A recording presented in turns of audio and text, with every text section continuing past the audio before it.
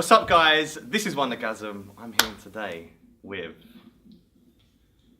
me, my friend Jess from Love and London. Jess, what do you do? Tell everyone. I'm gonna be telling you my terrible travel story. But I'm gonna go first. Yeah. So I'm gonna be telling you a terrible travel story today because that's what we do here. Let's do it. Let's go.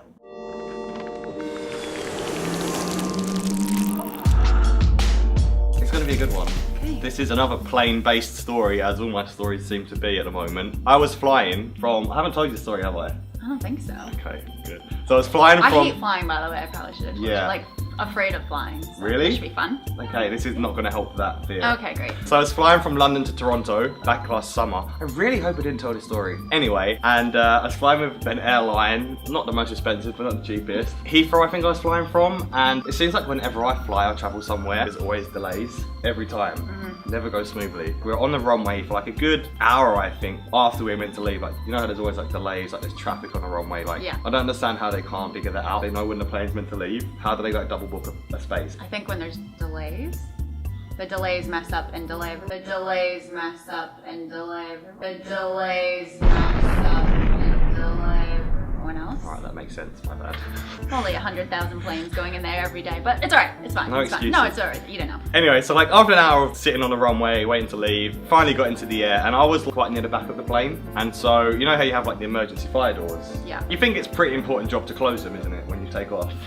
Yeah. Yeah, it's like an important thing. 2 hours into the flight, and like I always sleep with my headphones in, don't really know what's going on. Then I hear like an announcement over the tannoy, and it was the pilot. Hi guys, I'm really sorry, but we're gonna have to turn the plane around. We've been attempting to fix a problem with the front door on the front and the right of the plane. You know, you get like the emergency exits where the people sit with more legroom. Yep. It was like, we've been trying to fix a problem with the door, it's not sealed properly, it hasn't been closed, and we're gonna have to turn around and try and fix it on the ground. And I was like, wait, what? Basically, it was causing pain to the people sat near the door because the air's escaping through, because it's not closed So properly. they couldn't breathe? No, they could breathe, but there's a sound of the air going,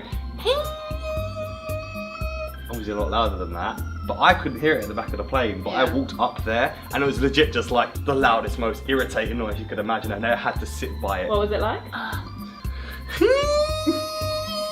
They can't, there's no seats on the plane, so they can't move the people there. Yeah, okay. They had to stop. We're already 2 hours into the flight over the Atlantic Ocean. They're like, we're gonna have to turn the plane around, we can't fix it. Turned the plane around for another 2 hours whilst these people are still sat there listening to this noise. Then they land at Heathrow, and so we're on the runway and we couldn't get off the plane. Well, if you get off the plane, we have to redo the security, blah, blah, blah. Like, you have to stay on the plane. So then they spent another 2 hours on the runway trying to fix this door that wouldn't close. How can you not close the door properly when you get on the plane? I don't know. How does I a don't know plane how even this take stuff off works. whilst the door isn't closed? It doesn't make sense.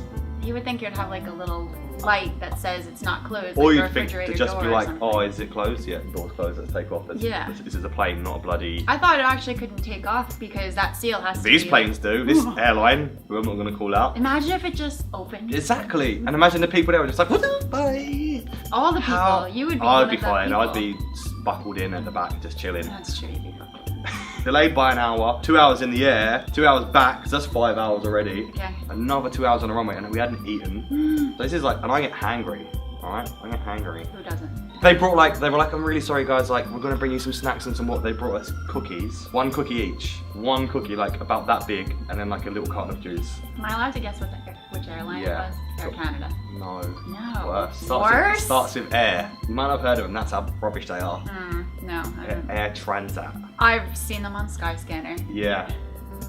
Great. Always the cheapest. Always the cheapest. Because their doors Considered, don't but- close, it makes sense, right? Oh god. How can we save money? Don't shut the door, planes. Alright, it's good. Yeah, so I spent like 7 hours, nearly 7, 8 hours. 2 hours on the runway before we took off, and then the flight was like fine. I got there 9 hours late. Did you get compensation? This is the good part though. Like, so they tried to palm me off with a $200 credit when I got off the plane. I was just like, keep that, peasant, stay away.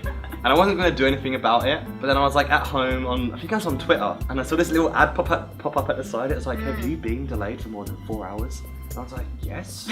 Clicked it, put in my name, the flight, didn't have to do anything else. About 2 months later, I got like a €660 reimbursement. Yeah. Because EU law. Exactly. What? They won't have that for much longer, but it No. was good while it lasted. Yeah, so if your flight has been delayed by more than 4 hours, please get in touch because we can ensure you a great refund. If I'd taken that compensation from the airline, I wouldn't have been able to get the 600 euros because that's what they do. Like, yeah, even if you do it online directly, they'll try to pawn it off and say, oh, because we had that once on Norwegian, and they tried to say, oh, you get 600 euros for the two of you, it was me and my husband. Yeah. And they're like, oh, no. Let me point you in the direction of this URL that says that we both get 600. We did. Exactly. So I kind of wish more of my flights are delayed now, but not by 9 hours. Maybe like, what's the minimum, 4 hours? 4 hours, but you Yeah. don't get, it's 6 hours that you get the 600. Man.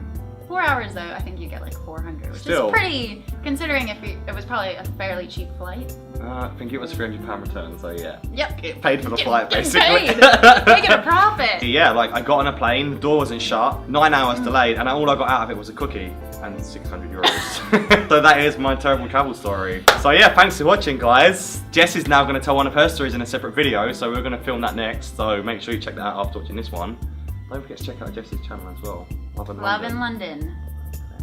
Click the cards and everything popping up around here and down in the description and all that stuff. Are you ready? Yeah. You know what we're going to do, don't you? Ah. Peace!